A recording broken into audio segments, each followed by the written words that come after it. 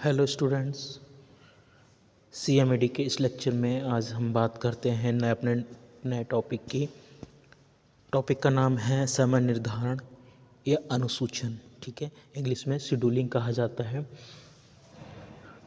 ठीक, अनुसूचन या समय निर्धारण का मतलब होता है कि जो भी हमारा प्रोजेक्ट चल रहा है उसकी छोटी छोटी एक्टिविटी होती हैं, तो हर एक्टिविटी के लिए हम क्या करते हैं, टाइम पीरियड डिसाइड कर देते हैं। जैसे अगर मैं बात करूं कि एक बिल्डिंग बनानी है मुझे, ठीक है, तो मैं बिल्डिंग के इनिशियल से लेके फाइनल तक की सारी एक्टिविटी, जो भी एक्टिविटी है का मतलब छोटे छोटे काम, जैसे कि मैं बात करता हूँ कि आप उसकी मार्किंग करना। ठीक, मार्किंग करी आपने, मार्किंग करने के पश्चात क्या किया, मार्किंग के लिए अपने टाइम डिसाइड कर दिया, 1 दिन 2 दिन 3 दिन। ठीक, उसके पश्चात क्या है, खुदाई का कार्य। ठीक, नींव खुदाई के कार्य के लिए भी आपने डिसाइड कर दिया कि 2 दिन 3 दिन का जो समय लगेगा वो लगा दिया। ठीक, उसके बाद नींव डालनी है, नींव फाउंडेशन पढ़नी है, उसके लिए भी आपने टाइम पीरियड डिसाइड कर दिया, 1 दिन 2 दिन 3 दिन जो भी। तो ये क्या है, एक्टिविटी है। इसी तरीके से इनिशियल से लेके एंडिंग तक की सारी एक्टिविटीज़ के लिए क्या हम क्या करते हैं, समय निर्धारित कर देते हैं कि एक इतने समय में ये निर्धारित होनी चाहिए। तो उसके लिए क्या करते हैं हम, तो समय निर्धारित कर दिया जाता है, जिसे हम क्या कहते हैं, अनुसूचन या समय निर्धारण या शेड्यूलिंग कहा जाता है। जैसा देखो स्क्रीन पर दिख रहा है आपको, क्या दिख रहा है कि आयोजन की विभिन्न संक्रियाओं को समयबद्ध करके इस प्रकार अनुक्रम के में रखना जिससे संपूर्ण कार्य व्यवस्थित एवं ढंग से कार्यान्वित किया जा सके, क्या कहलाता है, अनुसूचन कहलाता है। ठीक है, तो क्या निकल के आया सॉल्यूशन, जो मैंने अभी बताया कि जो ये हमने प्लानिंग की, जिस प्रोजेक्ट के लिए प्लानिंग करी, तो उसकी सारी संक्रियाएं मतलब एक्टिविटीज़ को हमने क्या कर दिया, समयबद्ध कर दिया कि इतने समय में ये संक्रिया हमारी कंप्लीट हो, जिससे क्या हो, आपका प्रोजेक्ट के संपूर्ण तरीके से कार्यान्वित हो सके, प्रोजेक्ट वर्किंग कर सके। ठीक है, अनुसूचन में संक्रियाओं का प्रारंभ एवं समापन का समय निर्धारित किया जाता है, अर्थात इन्हें समय के पैमाने पर उतार लिया जाता है।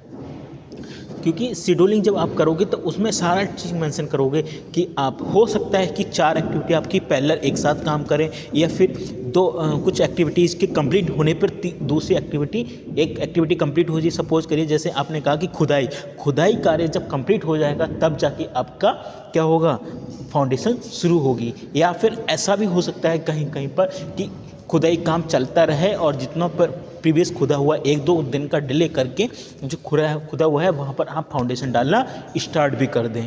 तो ये सारा काम क्या पैरेलल भी चल सकता है, जैसा कंडीशन वैसे डिपेंड होता है। तो ये शेड्यूलिंग की जाती है, सब शेड्यूल में फिक्स होता है कि कैसे हमें काम चलाना है। अनुसूचन के लाभ, एडवांटेज ऑफ शेड्यूलिंग। ठीक है, इसकी क्या है, क्या हमें लाभ हो सकते हैं, अगर हम शेड्यूलिंग कर रहे हैं तो हमें क्या क्या लाभ होंगे वो पढ़ते हैं। ठीक है, समय क्रियाओं की सूची। ठीक है, इससे क्या होता है कि अगर आप शेड्यूलिंग कर रहे हो, ठीक, तो आपके प्रोजेक्ट में कौन कौन सी एक्टिविटीज़ होंगी उनकी लिस्ट आपके पास आ जाएगी। ठीक है, जितनी भी क्रियाएं आप करेंगे, मार्किंग से लेके, ठीक है, फिनिशिंग फाइनल टच तक की सारी एक्टिविटी की आप मार्किंग करेंगे, खुदाई करेंगे, फाउंडेशन डालेंगे, दीवार डालेंगे, डीपीसी डालेंगे, फ्लोरिंग करेंगे, ये करेंगे, प्लास्टर होगा, प्लम्बिंग होगी, ये भी होगा, सारी एक्टिविटी आपकी A to Z क्या हो जाएंगी, लिस्टेड हो जाएंगी, आपके पास लिस्ट में बन जाएंगी। अगला है समय ज्ञान। ठीक, और फिर दूसरा क्या है, इससे एक अप्रॉक्सीमेट आपके पास समय आ जाएगा कि आपका प्रोजेक्ट 2 दिन में कंप्लीट हो गया, 4 दिन में कंप्लीट हो गया, 5 दिन में कंप्लीट हो गया, पूरा शेड्यूलिंग बन जाएगी, कौन सी एक्टिविटी किस दिन में कंप्लीट हो रही है, तो पूरा समय सूची आपके पास भी हो जाएगा। कुल अवधि। ठीक, समय ज्ञान का मतलब था कुछ एक्टिविटीज़ के तौर पे काम पता लग गया, लेकिन समय अवधि का कुल अवधि का मतलब है कि आपका कुल प्रोजेक्ट कितने समय में कंप्लीट होगा, तो एक अंदाजा आपको लग जाएगा, समय आपके पास निर्धारित हो जाता है। निर्भरता। ठीक, इससे ये भी निर्भरता में ये चीज़ क्लियर कट हो जाती है आपको कि आपका क्या है कि कौन सी एक्टिविटी किस पर निर्भर कर रही है। ठीक, जैसे मैंने कहा कि मार्किंग, जब मार्किंग कंप्लीट हो जाएगी तभी जाके आपकी खुदाई वर्क शुरू होगा। ठीक, खुदाई कंप्लीट हो गया, और जब खुदाई कंप्लीट हो जाएगी, जहाँ पर तब जाके आपकी फाउंडेशन। तो खुदाई पे कौन डिपेंड कर रहा है? फाउंडेशन किस पे डिपेंड है? खुदाई पे। खुदाई किस पे डिपेंड कर रही है? मार्किंग पे। तो सारी एक्टिविटीज़ भी क्या है, आपस में कोरिलेट होते हैं, एक दूसरे पे डिपेंड करते हैं, एक के बिना दूसरी अधूरी रह जाएगी। ऐसा तो है नहीं कि खुदाई करी नहीं आपने फाउंडेशन डाल दी, ठीक है, पॉसिबल नहीं हो सकता। अगला है निर्माण कर्मी, ठीक है, जो वर्कर्स हैं वो आपको पता है, ठीक है, ऐसा नहीं है कि आपको रैंडमली पता है कि आपको मुझे मकान बनाना है, मकान के लिए 10 लोगों की ज़रूरत है, 10 लोग लगा दिए, ठीक। आपको 10 पता होगा कि 10 लोगों में, अब 10 में आप ये डिसाइड नहीं कर पा रहे हो किसको कहाँ लगाना है, ठीक। आपके पास एक्टिविटी रन कर रही है, ठीक, आपको पता है मेरे एक समय पे इतने एक्टिविटी रन कर रही हैं, ठीक, तो उन एक्टिविटीज के लिए कितने बंदे चाहिए, तो उतने बंदे आप लाओगे। उन बंदों को किस एक्टिविटी कितने बंदे भेजने, वो भी आप पे डिसाइड है, तो ये सब पता लग जाएगा। सामग्री का ब्यौरा, ठीक है, तो जो भी आपको पता है कि कितने एक्टिविटी आपकी एक समय पर रन करेंगी, तो उसके हिसाब से आपका कितना, उनके लिए कितना मटेरियल मंगाना है, उसका ब्यौरा आपके पास हो जाएगा, ठीक है। तो जो भी मटेरियल मंगाने का शेड्यूलिंग है वो भी सब आपका तैयार रहेगा। अगला है उपस्कार व्यवस्था, ठीक, इंस्ट्रूमेंट व्यवस्था, जो भी इंस्ट्रूमेंट आते हैं उनकी व्यवस्था भी आपको पास व्यवस्थित रह जाएगी। अगला है धन का आवंटन, फंडिंग, ठीक।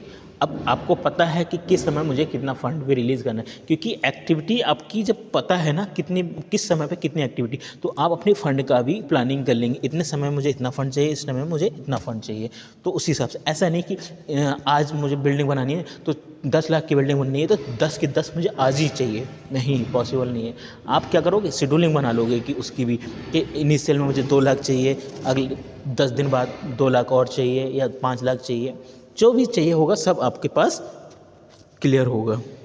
प्रगति की तुलना, जब आपका शेड्यूलिंग के हिसाब से काम चल रहा होगा तो आप अपने जो वर्क है उसकी प्रोग्रेस रिपोर्ट तैयार कर सकते हैं कि कितने दिन में कितना मेरा वर्क कंप्लीट हो गया और कितना रिमेनिंग बचे हैं, तो आप प्रोग्रेस देख सकते हो उसमें। रैंडमली आप वर्क चलाओगे तो आपको पता ही नहीं लगेगा कि कहीं प्लास्टर अधूरा पड़ा होगा, कहीं दीवार अधूरी पड़ी होगी, कहीं फाउंडेशन पड़ी होगी, तो ये नहीं, एक साथ एक शेड्यूलिंग के हिसाब से काम चलता है, तो उसमें क्या है, प्रोजेक्ट फाइनल रहता है। संसाधनों का उत्तम उपयोग, ठीक है। अब ऐसा होता है तो इससे क्या होता है कि आपको पता है कि मेरे पास कितने संसाधन हैं और एक समय पे कितना संसाधन चाहिए, तो आपके पास जो भी इंस्ट्रूमेंट या जो भी उपकरण या जो भी व्यवस्था होगी उसका आप समुचित उपयोग कर पाएंगे एक समय में, ठीक है। रैंडमली आपको कुछ नहीं पता होगा, शेड्यूलिंग के हिसाब से करोगे तो आपके पास सारी डिटेल मेंशन रहेगी, आप उसके हिसाब से सारी व्यवस्था अपना कर लेंगे। सुनिश्चित समापन, ठीक है, और इसी के साथ शेड्यूलिंग करेंगे तो आपका जो प्रोजेक्ट है उसका जो समापन है वो भी आसानी से हो जाएगा, ठीक है। तो इसी के साथ ही मेरा टॉपिक जो है शेड्यूलिंग आज के लिए समाप्त होता है, बाकी नेक्स्ट लेक्चर में आगे का पोर्शन देखेंगे। आज के लिए इतना ही।